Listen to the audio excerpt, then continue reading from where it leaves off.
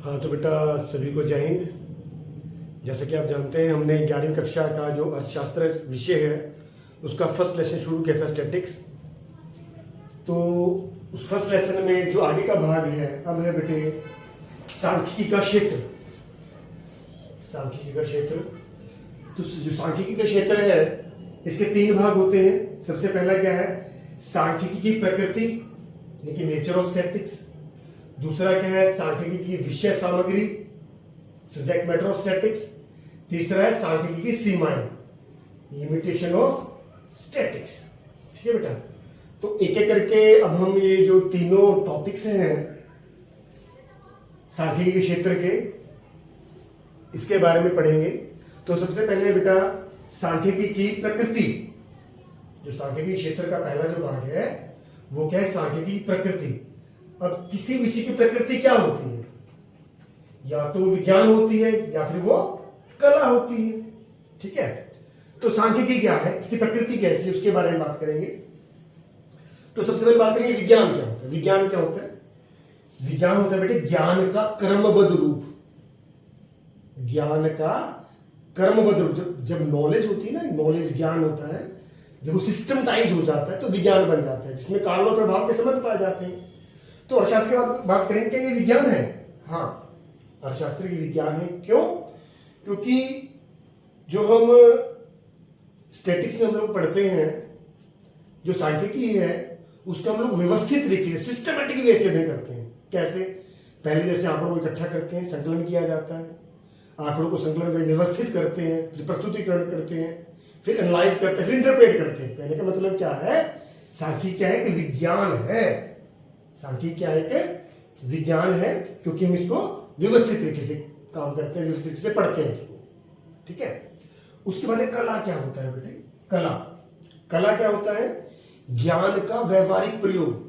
जो भी आपको नॉलेज होती है, ज्ञान होता है, जब आप उस ज्ञान को व्यवहारिक रूप से प्रयोग करते हैं तो क्या कहलाता है, कला कहलाता है। सांख्यिकी कला भी है। कला कैसे है, देखिए जब हम आंकड़ों को क्वांटिटेटिव इकट्ठा करते हैं, मात्रात्मक रूप से इकट्ठा करते हैं, तो किसी भी समस्याओं के रूप में हमारे पास आंकड़े आ जाते हैं, जिससे हम उन समस्याओं को बेहतर ढंग से समझ पाते हैं। जैसे बेरोजगारी की समस्या है, गरीबी की समस्या है, या किसी देश में शिक्षा के स्तर की बात करनी है, तो उससे रिलेटेड जब हमारे पास आंकड़े आ जाते हैं, हम आंकड़े इकट्ठा कर लेते हैं, तो कहीं ना कहीं उन समस्याओं को बेहतर ढंग से समझ पाते हैं, जिससे हम उनको सुलझा सके या उनका निदान कर सके। ठीक है ना, तो कहीं ना कहीं जो सांख्यिकी है बेटे वो विज्ञान भी है और कला भी है। ओके, उम्मीद है बेटे आपको समझ में आ गया होगा। अब है बेटा सांख्यिकी की विषय सामग्री। विषय सामग्री क्या होता है बेटे, विषय सामग्री होता है बेटे किसी विषय में हम क्या चीज पढ़ते हैं, जिस चीज का हम अध्ययन करते हैं, जिस चीज का, वो उसकी विषय सामग्री होती है। तो विषय सामग्री के रूप में सबसे पहला है बेटे विवरणात्मक सांख्यिकी। विवरणात्मक सांख्यिकी यानी कि डिस्क्रिप्टिव स्टैटिक्स। दूसरा है आपका निष्कर्षात्मक सांख्यिकी यानी कि इन्फ्रेंशियल स्टैटिक्स। तो सबसे पहले बात करेंगे हम लोग विवरणात्मक सांख्यिकी क्या होता है। तो बेटा जो विवरणात्मक सांख्यिकी है ये वो विधियां होती हैं जिनके माध्यम से हम लोग आंकड़ों को इकट्ठा करते हैं, संकलन करते हैं, कलेक्शन करते हैं। आंकड़ों इकट्ठा किया जाता है, फिर उनको सिस्टमेटिक वे से लगाया जाता है, व्यवस्थित किया करते हैं, फिर उनको इकट्ठा करने के बाद व्यवस्थित प्रस्तुत करते हैं। प्रस्तुत करने के बाद उनको एनालाइज करते हैं, विश्लेषण करते हैं। ठीक है, तो यहाँ पर विश्लेषण करने की कुछ विधियां होती है हमारे पास, जिसको हम लोग विवरणात्मक संख्या कहेंगे। जैसे मेजर सेंट्रल टेंडेंसी है, केंद्रीय प्रवृत्ति का माप, उसमें हम लोग क्या पढ़ते हैं, मीन मोड मीडियन पढ़ते हैं, औसतों का अध्ययन करते हैं, औसत निकालते हैं। ठीक है ना, जैसे अगर मैं बात करता हूं, आपकी कक्षा में 50 बच्चे हैं, ठीक है, तो 50 बच्चों को हमने औसत जेब खर्च निकालना है, तो 50 बच्चों से पूछा कि आपका पॉकेट मनी कितनी है। पॉकेट मनी हर बच्चे की नोट करने के बाद उसको 50 से डिवाइड कर देते हैं, तो इससे क्या हो जाता है, कक्षा का जो औसत जेब खर्च आ जाता है। ठीक है, इसी प्रकार हम लोग जो विवरण सांख्यिकी में क्या पढ़ते हैं, कोरिलेशन, सह संबंध। कोरिलेशन क्या होता है, कोरिलेशन बेटा दो या दो से ज्यादा संबंध, वेरिएबल के बीच संबंध बताता है। कैसे? जैसे किसी वस्तु की मांग और कीमत होती है, हमें पता है जब किसी वस्तु की कीमत घटती है तो मांग बढ़ती है। ठीक है ना। कीमत घटती है तो मांग बढ़ती है किसी वस्तु की, अगर उस वस्तु की कीमत बढ़ती है तो मांग घटती है, यानी कीमत और मांग में कौन सा सहसंबंध है, नेगेटिव कोरिलेशन है, ठीक है ना। इसी प्रकार हम पूर्ति की बात करते हैं, पूर्ति क्या होती है, पूर्ति विक्रेता करता है, जो सामान बेचता है वो क्या क्या क्या करता है, ऊंची कीमत पर सामान ज्यादा बेचना चाहता है, कम कीमत पर कम बेचना चाहेगा, यानी कि जब कीमत ज्यादा होती है बाजार में तो वो ज्यादा सामान की पूर्ति करता है, जब कीमत घटती है तो कम सामान की पूर्ति करता है। कहने का अभिप्राय क्या है, किसी वस्तु की कीमत और उसकी पूर्ति में क्या है, सीधा संबंध पाया जाता है, यानी कि पॉजिटिव कोरिलेशन है, ठीक है ना। जो कोरिलेशन है, सहसंबंध है, उससे है, इनका अध्ययन किसमें करते हैं लोग, विवरणात्मक सांख्यिकी में करते हैं, ठीक है। उम्मीद आपको समझ में आया होगा। इसके बाद बेटा निष्कर्षात्मक सांख्यिकी, इन्फ्रेंशियल स्टैटिस्टिक्स, ये क्या होता है बेटा, इसमें जो निष्कर्षात्मक सांख्यिकी है इनमें उन विधियों का प्रयोग करते हैं जिसमें हम सैंपल के बेस पे समूह के बारे में निष्कर्ष निकाल लेते हैं, मतलब सैंपल लिया और उस सैंपल से अपने समूह के बारे में निष्कर्ष निकाला। अभी जैसे मैंने बात की आपके कक्षा में 50 बच्चे हैं, ठीक है ना, आपकी क्लास 50 बच्चे अपने सैंपल ले लेते हैं, कितने सैंपल ले, 5 के ले, 10 के ले, सपोज कीजिए आपने 50 में 10 का सैंपल ले लिया, ठीक है। अब हमने क्या किया, 10 बच्चे जो सैंपलिंग बेस पे उठा लिए, सैंपलिंग बेस पे लेने के बाद उन 10 बच्चों पूछा बेटा आपकी पॉकेट मनी कितनी है, हर बच्चे से उसकी पॉकेट मनी पूछी, ठीक है, 10 बच्चों की पॉकेट मनी पूछ ली, अब उसको 10 से डिवाइड कर दीजिए, तो उससे क्या हो जाएगा, 10 बच्चों की क्या आ जाएगा, ये औसत जेब खर्च आ जाएगा, या पॉकेट मनी की बात करें, जेब खर्च की बात करें, औसत जेब खर्च आ जाएगा। अब क्योंकि आपने ये सैंपल कहां से लिया, 50 बच्चों से लिया है, तो वो निष्कर्ष क्या आप पूरे समूह पर लागू कर सकते हैं, ठीक है ना। जो आपने निष्कर्ष निकाला है, औसत निकाला है, 10 बच्चों का सैंपल लेके ये पूरे समूह पर लागू करते हैं, इसको बोलते हैं निष्कर्षात्मक सांख्यिकी, ठीक है। इसी बात को बड़े आसान से एग्जांपल से ले सकते हैं हम लोग, जैसे गृहिणी घर में चावल बनाती है, ठीक है ना, जब चावल बनाती है, जब चावल पक जाते हैं तो कहीं ना कहीं चावल के प्रत्येक दाने को चेक नहीं करती कि सारे पके हैं नहीं पके हैं, ठीक है ना। जो चावल का पतीला होता है उसमें 4-5 दाने निकालती, सैंपल ले लेती, सैंपल होती बोलते हैं उसको, तो उस सैंपल के बेस पे निष्कर्ष निकाल लेती है कि जो चावल जो पतीले में है या जिस बर्तन में भी है वो पके हैं या नहीं पके हैं, इसको बोलते हैं निष्कर्षात्मक सांख्यिकी। यानी कि आपने सैंपल लिया है, ठीक है ना, आपने सैंपल लिया है, उस सैंपल के आधार पर आपने जो निष्कर्ष निकाला है उसको पूरे समूह पर लागू किया है, ठीक है बेटा। तो उम्मीद है मेरे बेटे आपको ये समझ में आ गया होगा, ठीक है। हाँ तो बेटे अब हमारा जो नेक्स्ट टॉपिक है यहाँ पे सांख्यिकी की सीमाएं, लिमिटेशन ऑफ स्टैटिस्टिक्स। अब सांख्यिकी की सीमाएं क्या होती हैं, जैसा कि बेटे आज आप देखते हैं जो वर्तमान समय है, जिस समय में आज हम रहते हैं, सांख्यिकी का बहुत ही ज्यादा महत्व है। गवर्नमेंट हो, फर्म्स हो, प्राइवेट फर्म्स जैसी मैं बात कर रहा हूं, जो भी कोई काम करते हैं कहीं ना कहीं वो आंकड़ों के आधार पर करते हैं, किसी चीज की मांग कितनी कम है, सप्लाई कम है, ज्यादा है, गवर्नमेंट है इतनी पॉलिसीज बनाती है, कहीं ना कहीं वो भी आंकड़ों का ही यूज करती है। यानी कि वर्तमान समय में आंकड़ों का बहुत ही ज्यादा महत्व है, बहुत ज्यादा महत्व है, पर कहीं ना कहीं इतना महत्व होने के बावजूद भी कुछ सीमाएं भी हैं, ऐसी सीमाएं जिनको दूर करना हमारे लिए संभव ही नहीं है। क्या लिमिटेशन है वो, सबसे पहले बेटे केवल संख्यात्मक तथ्यों का अध्ययन। जो पहली लिमिटेशंस है, पहली जो कमी है, पहली जो सीमा है इसकी सांख्यिकी की, केवल ये संख्यात्मक तथ्यों का अध्ययन करती है। संख्यात्मक तथ्य मतलब केवल उन बातों का अध्ययन किया जाता है जिनको हम संख्याओं के रूप में बता सकते हैं, जैसे अमीरी, गरीबी, ईमानदारी, आप बहुत खुश हैं, बहुत दुखी हैं, कुछ ऐसी बातें हैं जो गुणात्मक तथ्य होते हैं जिन्हें संख्याओं के रूप में आप नहीं बता पाते। कहने का अभिप्राय क्या है, वे तथ्य जिनको आप संख्याओं के रूप में नहीं बता पाएंगे उनका हम सांख्यिकी में अध्ययन नहीं कर सकते, ठीक है। तो पहली सीमा तो बेटा ये होगी।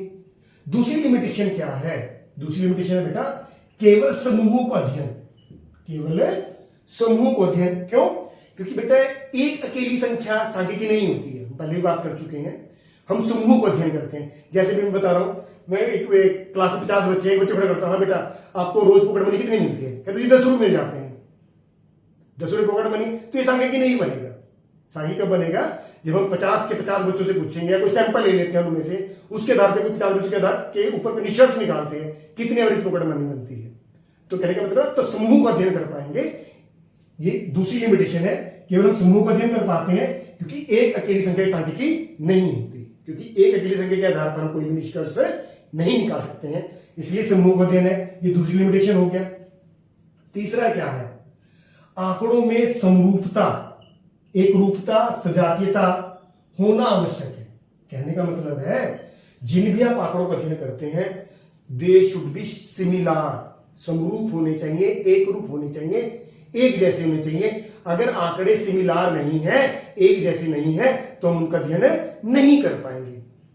कैसे, एक उदाहरण लेते हैं, जैसे कपड़ा है, कपड़े को मीटर में मापते हैं, ठीक है, कपड़ा मीटर में मापते हैं, दूध है उसको लीटर में मापते हैं, ठीक है, मान चीनी है, चीनी को हम किलो में मापते हैं।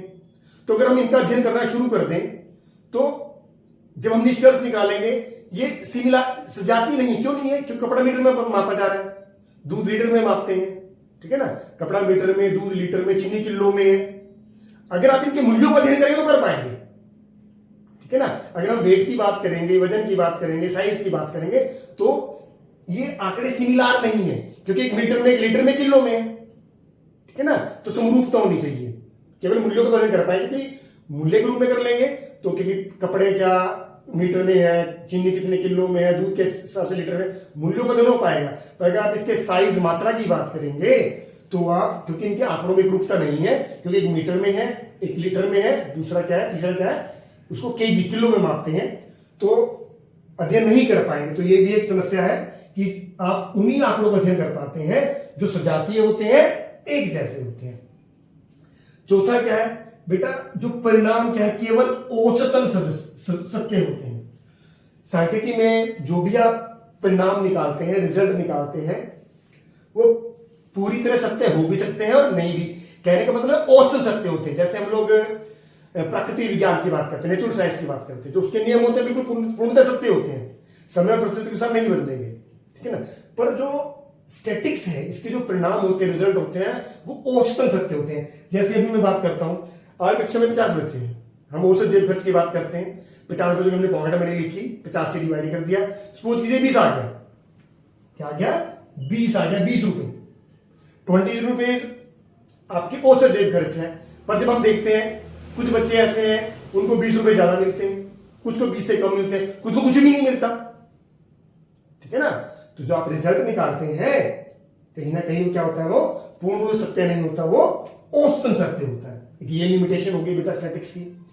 पांचवा क्या है, बिना संदर्भ के, बड़ा इंपॉर्टेंट पॉइंट है ये, बिना संदर्भ के निष्कर्ष गलत हो सकता है। देखिए, दो निष्कर्ष निकाले आपने, जैसे एक जैसे हो गए। जैसे हम बात करें, दो फर्म्स हैं, जैसे मान लीजिए पहली कपड़ा फर्म है, मान लीजिए पहले साल का प्रॉफिट 100 रुपए है, दूसरे साल का 200 रुपए है, तीसरे साल का हो गया 300 रुपए हो गया। तो 100, 200, 300, 600 हो गया बटे 3, तो औसत प्रॉफिट कितना आ गया, 200 रुपए। अगर हमने साल का एवरेज निकाला, कितना आ गया, 200 रुपीज आ गया। पहले साल 100 रुपए था, दूसरे साल 200 रुपए, तीसरे साल 300 रुपए। जब हमने जोड़ा 600, टोटल 3 है, ये 3 साल का ये प्रॉफिट की बात कर रहे हैं, तो औसत प्रॉफिट कितना आता है, 200 रुपए आता है। अब मान लीजिए एक दूसरी फर्म है जो बुक्स बनाती है, किताबें बनाती है। अब मैं कहता हूं कि पहले साल उसका प्रॉफिट 300 रुपए था, अब अगले साल 200 हो गया, फिर नेक्स्ट ईयर कितना रह गया, 100 रुपए। अब देखिए इसका एवरेज भी कितना आता है, इसका एवरेज भी 200 रुपए आता है, ठीक है ना। तो दोनों सही लग रहे हैं, पर जब हम देखते हैं कि जो पहली फर्म है इसके प्रॉफिट बढ़ रहे हैं और दूसरी क्या है आपके लगातार 3 सालों से घट रहे, पहले 300, फिर 200, फिर 100। कहने का मतलब है अगर आप संदर्भ नहीं लेंगे तो जो परिणाम है गलत हो सकते हैं। कहने का मतलब है बिना संदर्भ के जो निष्कर्ष आप निकालते हैं वो गलत हो सकता है, क्योंकि आप देख रहे हैं एक कंपनी का प्रॉफिट बढ़ रहा है, उसकी भी 200 रुपए एवरेज है, एक का प्रॉफिट घट रहा है, उसकी भी 200 रुपए एवरेज है। पर जब आप संदर्भ की बात करेंगे, इसका घट रहा है और इसका बढ़ रहा है। नेक्स्ट है बेटा, केवल विशेषज्ञों द्वारा प्रयोग। बेटा जो सांख्यिकी होती है एक साइंटिफिक विषय है, प्रत्येक आदमी इसका आसानी से प्रयोग नहीं कर सकता। स्टैटिक्स का प्रयोग करने के लिए आपको विशेषज्ञ, एक्सपर्ट लोगों की जरूरत पड़ती है। अगर आंकड़ों को यूज करने वाले आदमी को आंकड़ों के बारे में भली भांति ज्ञान नहीं है, तो बेटे फिर ये ऐसा ही है, किसी अध्यापक को आप डॉक्टर बना दिए, डॉक्टर की दवाई देना शुरू कर देता है अध्यापक, तो भैया फिर पेशेंट का क्या होगा आपको पता ही है। अगर डॉक्टर एक मरीज को दवाई देना शुरू कर देना तो सबको पता है उसका हाल कैसा होने वाला है। ऐसे ही बेटा ये आंकड़े होते हैं, जो आंकड़े होते हैं स्टैटिक्स के, इनका प्रयोग केवल विशेषज्ञ ही बढ़िया तरीके से कर पाते हैं, रिजल्ट डिराइव कर पाते हैं। अगर दूसरे व्यक्ति जो एक्सपर्ट नहीं है, जो आंकड़ों के बारे में जानते नहीं है, तो फिर वो जो निष्कर्ष निकालेंगे वो गलत होंगे, सही नहीं होंगे। क्योंकि हम देखते हैं कि जितनी भी योजनाएं, जो भी हम लोग काम करते हैं, वो सारे हम लोग आंकड़ों के आधार पर करते हैं। तो इन आंकड़ों का प्रयोग किनको करना चाहिए? केवल विशेषज्ञों को करना चाहिए। ठीक है। इसके बाद बेटे जो लास्ट पॉइंट है इसका, दुरुपयोग संभव है। ये बहुत बड़ी बात है बेटे। सबसे बड़ा ड्रॉबैक है वर्तमान में हम लोग देखते हैं। क्या ड्रॉबैक है? जो सांख्यिकी होती है, आंकड़े होते हैं, इनका दुरुपयोग संभव है। कैसे? मान लीजिए कोई भी समस्या है, चाहे बेरोजगारी की है, गरीबी की है, या आपने कोई सामान बेचना है, खरीदना है, किसी से भी रिलेटेड कोई भी आर्थिक समस्या है, अगर आप पहले से कोई निष्कर्ष निकाल लेते हैं, ये निष्कर्ष है इसका, अगर पहले से आप निष्कर्ष निकाल लेते हैं और उसके हिसाब से आंकड़ों को मैनिपुलेट कर लेते हैं, तो क्या होता है? तो बेटा फिर जो रिजल्ट होते हैं वो गलत होते हैं। पर निष्कर्ष आपने पहले निकाला हुआ है, आंकड़ों आपने मैनिपुलेट कर लिया है। कहने का मतलब क्या है? आंकड़े कुछ नहीं है बेटे, आंकड़े तो गिल्ली मिट्टी है। ये गिल्ली मिट्टी जैसे हैं, आप चाहे उसे देवता बना लीजिए, भगवान बना लीजिए, चाहे आप उसे शैतान बना लीजिए। ठीक है ना। अगर आपको देश की समस्याओं का समाधान करना है, सुलझाना है, तो कहीं ना कहीं हमें आंकड़ों का सही प्रयोग करना पड़ेगा, जिसको हम देवता की बात कर रहे हैं। अगर आप सही आंकड़ों का प्रयोग करेंगे तो बीमारी का आपको सही पता लगेगा, इलाज सही कर पाएंगे। ठीक है ना। अगर आप आंकड़े गलत तरीके से मैनिपुलेट करते हैं, गलत तरीके से उनका यूज करते हैं, तो जिन आर्थिक समस्याओं को आप सुलझाना चाहते हैं, उन आर्थिक समस्याओं को आप सुलझा नहीं पाएंगे। इसलिए कहा जाता है कि इनका दुरुपयोग संभव होता है। आंकड़े तो गिल्ली मिट्टी जैसे हैं, चाहे आप उसे भगवान बना लीजिए, चाहे आप शैतान बना लीजिए। तो उम्मीद है मेरे बेटा ये आपको प्रश्न समझ में आ गया होगा। कोई दिक्कत एक दो बार सुनेंगे आपको आसानी से आ जाएगा। धन्यवाद।